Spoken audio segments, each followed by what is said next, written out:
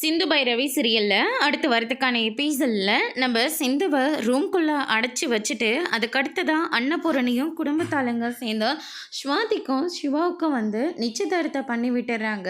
இந்த பக்கம் சிந்து இருந்துட்டு கதவை யாராச்சும் திறங்குன்னு சொல்லிட்டு சத்தம் போட்டுட்ருக்காங்க. ஆனால் யாருமே வந்து கதவை திறக்கவே இல்லை. அதுக்கடுத்ததாக சிவாவும் ஊரில் இருந்து வந்துடுறாங்க.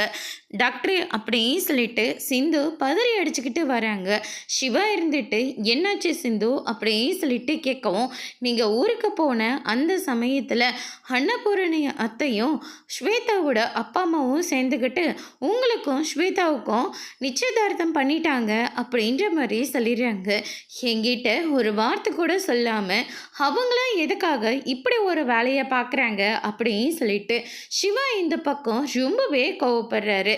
அதுக்கடுத்துதான் நான் இப்போவே போய் கேட்குறேன் அப்படின்னு சொல்லிட்டு நேராக அவங்க பெரியம்மா கிட்ட போயிட்டு, எதுக்காக பெரியம்மா என்கிட்ட ஒரு வார்த்தை கூட கேட்காம எனக்கும் ஸ்வாதிக்கும் நிச்சயதார்த்தம் பண்ணீங்க, இந்த கல்யாணத்துக்கு நான் ஒரு நாளும் சம்மதிக்க மாட்டேன் அப்படின்ற மாதிரி சொல்லிடுறாங்க.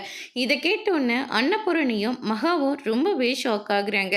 அதோட இன்னைக்கான பிரம முடிச்சிருக்காங்க. இனி சிந்து பைரவி சீரியலில் அடுத்தடுத்து என்னெல்லாம் நடிக்க போகுதுன்றதை வெயிட் பண்ணி பார்க்கலாம். தேங்க்யூ.